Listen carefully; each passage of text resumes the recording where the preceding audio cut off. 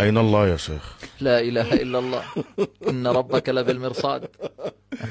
أين الله وما قولكم في حديث الجارية؟ سئل أبو حنيفة رضي الله عنه هذا السؤال، وهو الملقب بالإمام الأعظم، وحينما يجيب لما نقول قال أبو حنيفة أي فاهما من كتاب الله وسنته وآثار الصحابة، لأنه تابعي جليل.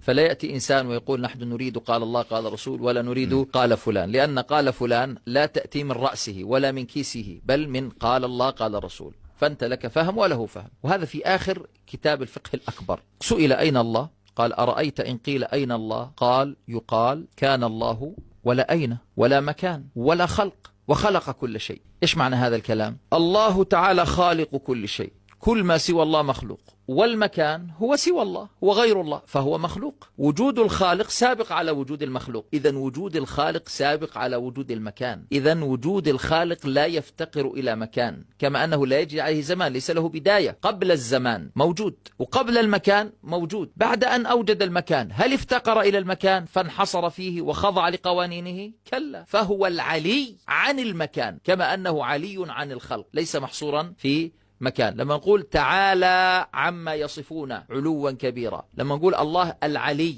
ليس معنى ذلك أنه علي بعلو حدث له بعد خلق السماء أو بعد خلق العرش، لا، علو الله أزلي غير مكتسب من عرش ولا من مكان. العلو بمكان هذا فقر، أنا مفتقر إلى الطائرة التي رفعتني. إذا ارتفع إنسان أو إن ارتفع موجود على مكان فالمكان هو الذي رفعه، فليس كمالا ذاتيا ولا مطلقا. أما كمالات الله تعالى فهي كمالات ذاتية مطلقة غير مقيدة بمكان أو بمخلوق، فهو سبحانه متعال عن المكان. المكان محدود، والله تعالى ليس جسما محدودا.